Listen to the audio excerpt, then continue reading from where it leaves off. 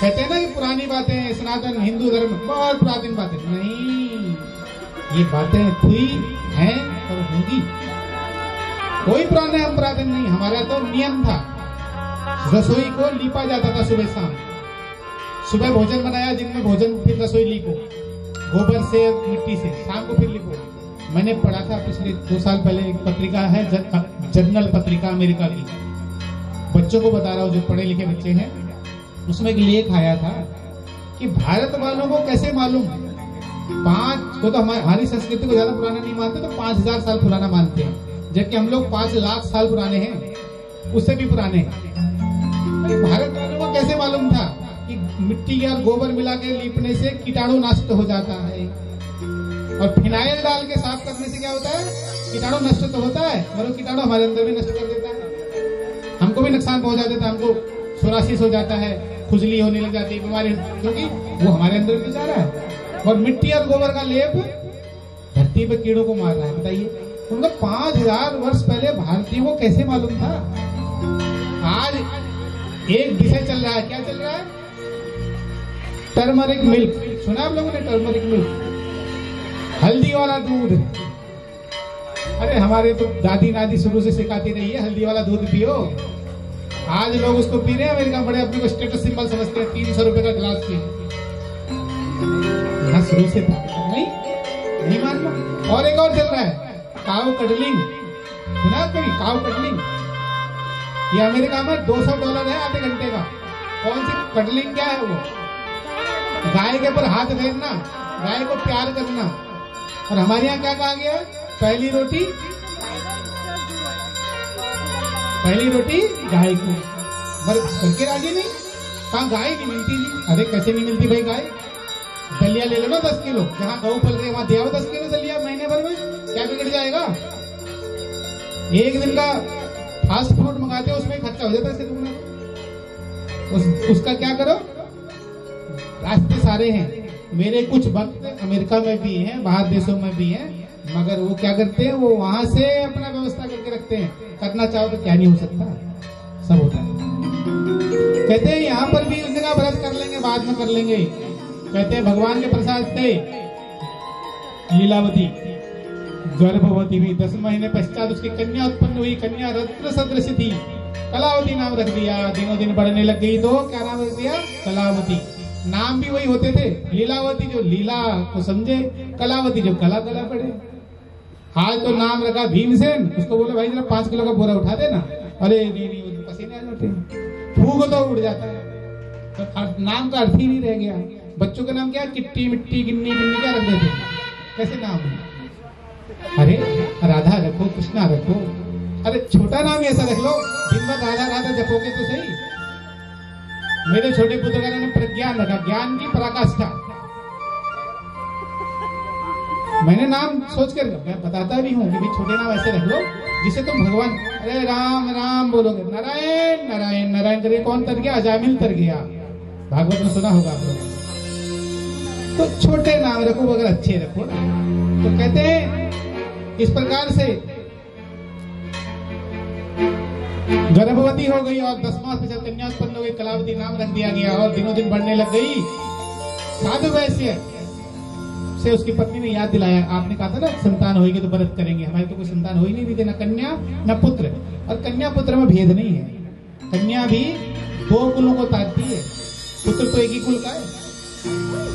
इसलिए कन्या को भी मान सम्मान उतना ही दो, जितना पुत्र से ज्यादा दो तो तुम्हारा तरण भी करेगी माँ। कैसे तारती है मालूम है, कन्या 2 कुल कैसे तारती मालूम है, मगर बताना लोगों को। जब हमारी कन्या जो भी है, जैसे मान लीजिए हमारी माता है, कोई दूसरे कुल में आ गई, तो हमारे पिता हमारे नाना का भी श्राद्ध करेंगे, नानी का भी करेंगे, करते हैं ना। अपने माता पिता का तो करेंगे ही, मगर नाना नानी का भी, सास ससुर का भी करना पड़ता है। तो कन्या ने 2 कुल तार दी, नहीं तार दी। अब कहते नहीं पुत्र को अधिकार है, नहीं भाई पुत्री को भी अधिकार है, शास्त्र देता है। तो ये बराबरी का मामला है। तो जो जिंदगी भी क्या है, समभाव, बैलेंस ही लाइफ है। बैलेंस बिगड़ा गई, गाड़ी चला रहे हो ठोक दी।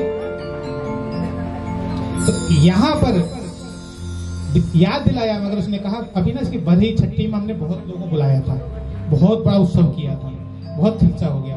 अच्छा, ज्यादा लोगों को बुलाने के लोग सोचते ना बहुत बड़ा कर लिया, कथा तो वही होनी है। तुम अगर 1000 लोग बैठे होगे तभी मैंने वही कथा करनी, और 200 लोग बैठे होगे तब वही कथा करनी, और 50 लोग बैठे होगे तो भी मैंने वही कथा करनी है। कथा में कोई फर्क नहीं आएगा। क्यों? उत्सव तो भगवान का उतना ही होगा। तो यहाँ उसने मना कर दिया। तो पत्नी बहुत पतिव्रता थी, मान गई। आजकल की पत्नियां बहुत तो मान जाती हैं, आजकल तो मानती नहीं है ना भाई। कभी कैसे नहीं करोगी, करो, करना ही पड़ेगा। मगर ठीक है, आज भी बहुत अच्छी है, अच्छे काम के लिए ना माने कोई बुरी बात नहीं है। तो कहते हैं कि समय पर कला बढ़ती बड़ी हो गई, कलावती बड़ी हो गई। साधु वैश्य ने एक दिन अपनी कन्या को खेलते हुए देखा। उस समय थोड़ी जल्दी विवाह हो जाता था। 16 वर्ष की कन्या काफी बड़ी हो गई, और जब उसका समय देख करके उसके पिता ने, वैश्य ने देखा, बोला ये तो बड़ी हो गई कन्या, इसके लिए कोई अच्छा विवाह वर ढूंढते। पहले क्या था, पढ़ाते लिखाते घर पे ही थे ज्यादा था। तो अपने दूतों को बोला जाओ कोई ऐसा अच्छा सा वर देखो, उसके लिए कोई बढ़िया वर मिल जाए तो उसका हम विवाह करेंगे। तस्मादेकं मणिपुत्रं समादायो गतो हितः दृष्ट्वा सुंदरम बालम मणिपुत्रं गुणान्वितम्। विवाद और विवाह, लड़ाई झगड़ा और विवाह हमेशा बराबरी में अच्छे होते हैं। हमेशा वही करना चाहिए जब दबाव रहे। ऐसी जगह मत कर दो, ऊंचे में कर दोगे तो कन्या दुखी, नीचे में कर दिया तो कन्या। धन का ऊंच नीच हमेशा रहा है, जातियों का ऊंच नीच तो अब हो गया। धन का ऊंच नीच हमेशा रहा है, तो विवाह और विवाह हमेशा बराबर में अच्छे होते हैं। तो दूतों ने नगर में ढूंढा, वैश्य पुत्र बहुत अच्छा बालक मिल गया, पढ़ा लिखा। तो साधु वैश्य को बताया कि स्वामी ये बहुत अच्छा बालक का वंश का एक मिला है बालक, आप इससे विवाह कर लें। वैश्य ने अपनी विधि पूर्वक अपनी कन्या का विवाह वैश्य पुत्र से कर दिया। और यहाँ देखिए, दुर्भाग्य से भरत करना भूल गया। व्यापार में कुशल था, बहुत बड़ा व्यापारी था। अपने दामाद को लेकर व्यापार के लिए चल पड़ा, व्यापार में चला गया और एक नगर में जाकर के व्यापार करने लग गया। मगर यहाँ पर भगवान से सन्निकटता होती है ना, तो दुख भी आता है। भगवान को बड़ा दुख हुआ, बोले ये तो बहुत असत्य बोलने वाला व्यक्ति है। तो भगवान ने उसको श्राप दिया, और श्राप देके उपाय किया। जिस नगर के किनारे वो ठहरे हुए थे, उस नगर में चोरी हो गई, और 2 चोर राजा का बहुत सा धन चुरा के भागे। पीछे पीछे सिपाही आगे आगे राजा, पीछे पीछे सिपाही आगे आगे राजा, ये सिपाही पीछे पीछे राजा के सिपाही आगे आगे चोर भाग रहे हैं। और उनका बतवाओ, चोरों ने देखा मेरे पीछे सिपाही आ गए, उन्होंने धन सारा एक जगह जुट रख दिया और भाग गए। वो जो जगह थी ना, वो दोनों लोग वहीं आराम कर रहे थे।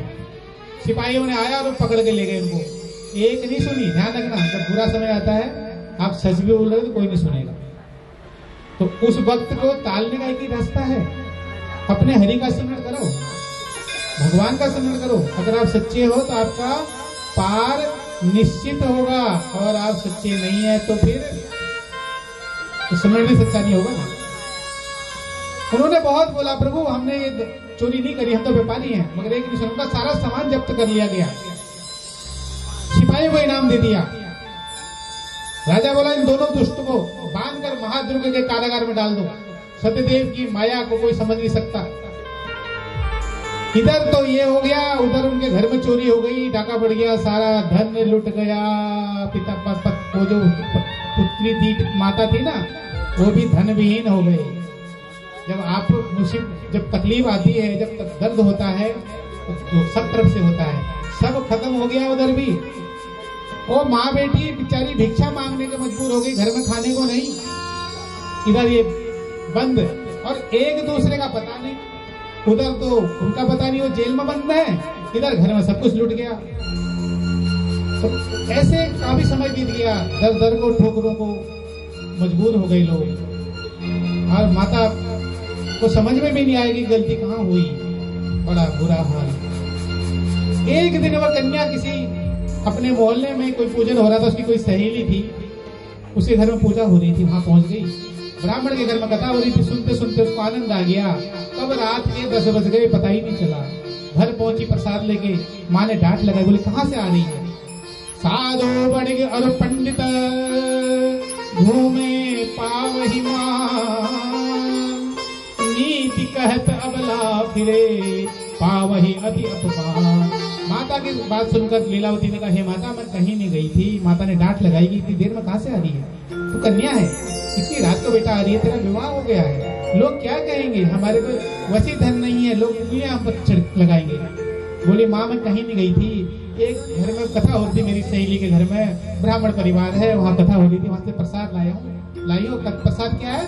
सत्यनारायण जी का। जब प्रसाद का नाम सुनते ही माँ को याद आया, अरे हम भी तो भूल गए।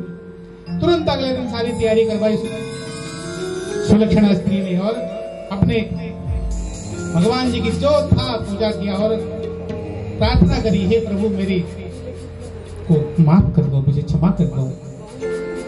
भगवान थोड़े में खुश हो जाते, समर्पण चाहिए। उधर राजा चंद्रकेतु सपना आ गया रात में और उसको बताया गया कि तुम ये जो तुमने तो अंदर किया हुआ है तो बाहर करो, ये तुम्हारे चोर नहीं है। राजा ने अपने दरबारियों को बुलाया, उनसे पूछा भाई ऐसा सपना देखा मैंने। अगर रावण के दरबारी होते तो क्या कहते? अरे प्रभु, अरे महाराज मंदिर ये तो हमारा भोजन है, कुछ नहीं है, हम युद्ध जीत जाएंगे। मगर राजा चंद्रकेतु के दरबारी थे, उन्होंने कहा प्रभु सही लगता है सपना, आप पहले जांच पड़ताल तो कीजिए। जांच पड़ताल करेगी तो वही हुआ, चोर नहीं थे, उनको छोड़ दिया गया। राजा के सामने उपस्थित कर दिया गया दोनों को। अब जब राजा के सामने आया तो उन्होंने कहा आज तो लगता है हमको फांसी होने वाली है, अब छोड़ते नहीं है। अभी तो बिना कहीं बंद कर दिया था कारागार, वो भी कठिन कारागार में। तो डर चिंता से चेहरा लाल पीला पड़ने लगे और क्या कहते हैं कि राजा मन की बात को नहीं जानत है कोई, पहले तो बंदी भयो अब क्या जाने हो। कि राजा मन की बात को नहीं जानत है कोई, पहले तो बंदी भयो अब क्या जाने हो। क्या जाने हो शीश तो नहीं कटेगा, फांसी लागे हाय प्राण अब नहीं रहेगा। चिंता हो गई, अब तो गए हम पास।